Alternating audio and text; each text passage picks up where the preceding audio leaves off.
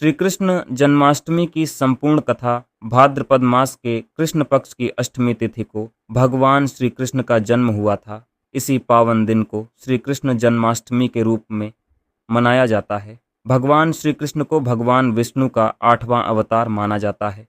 उन्होंने अधर्म का नाश और धर्म की स्थापना करने के लिए पृथ्वी पर अवतार लिया।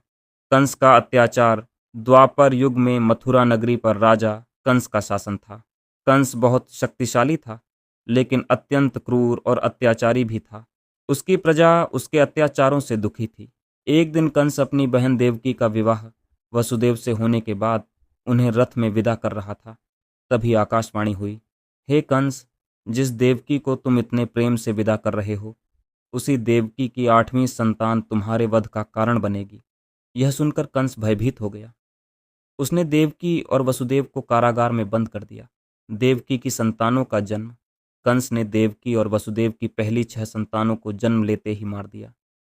7वीं संतान के रूप में भगवान शेषनाग के अंश बलराम जी देवकी के गर्भ में आए। भगवान की योगमाया के प्रभाव से उनका गर्भ रोहिणी के गर्भ में स्थानांतरित हो गया और उनका जन्म रोहिणी के पुत्र के रूप में हुआ। अब देवकी की 8वीं संतान का समय आया। भगवान श्री कृष्ण का जन्म भाद्रपद कृष्ण पक्ष की अष्टमी की आधी रात को कारागार में दिव्य प्रकाश फैल गया। देवकी और वसुदेव ने देखा कि उनके सामने भगवान श्री कृष्ण चतुर्भुज रूप में प्रकट हुए हैं।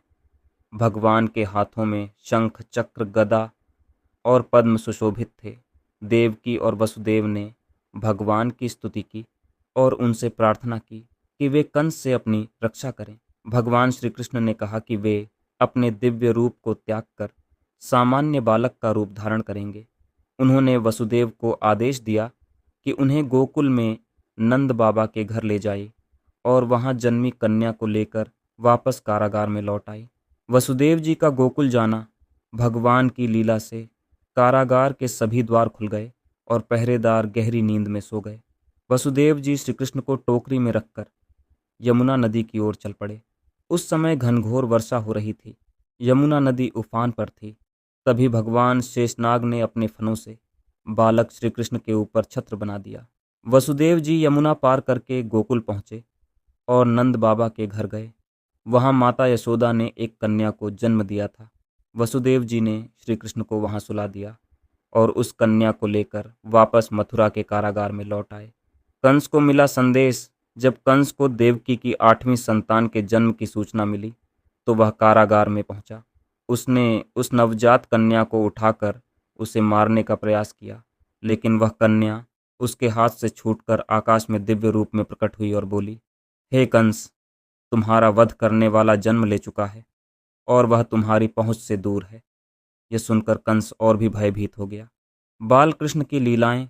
गोकुल में श्री कृष्ण का पालन पोषण माता यशोदा और नंद बाबा ने किया। बाल कृष्ण ने अपनी मधुर बाल लीलाओं से पूरे गोकुल को आनंद से भर दिया। वे अपने मित्रों के साथ खेलते, माखन चुराते और गोपियों को अपनी नटखट लीलाओं से प्रसन्न करते थे। इसी कारण उन्हें माखन छोर, नंदलाल, कान्हा और गोपाल जैसे अनेक नामों से पुकारा गया।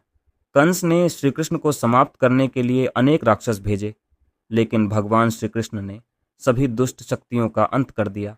बड़े होकर श्री कृष्ण ने मथुरा जाकर कंस का वध किया और उसके अत्याचार से प्रजा को मुक्त कराया। जन्माष्टमी का महत्व भगवान श्री कृष्ण का जीवन हमें सिखाता है कि जब संसार में अधर्म बढ़ता है तब धर्म की रक्षा के लिए ईश्वर का अवतार होता है। जन्माष्टमी के दिन भक्त उपवास रखते हैं, भगवान श्री कृष्ण की पूजा करते हैं, भजन कीर्तन करते हैं और आधी रात को भगवान के जन्म का उत्सव मनाते हैं। मंदिरों और घरों में श्री कृष्ण के बाल रूप की झांकी सजाई जाती है। भक्त भगवान को झूला झुलाते हैं और प्रसाद चढ़ाते हैं। भगवान श्री कृष्ण का संदेश है कि मनुष्य को अपने कर्तव्य का पालन करते हुए सत्य और धर्म के मार्ग पर चलना चाहिए। श्री कृष्ण जन्माष्टमी की मंगल प्रार्थना। हे नंदलाल, हे गोपाल, हे राधा रमण श्री कृष्ण भगवान, हम सभी के जीवन में प्रेम, शांति, सुख और सद्भाव प्रदान करें। हमारे मन से अहंकार, क्रोध और द्वेष को दूर करें।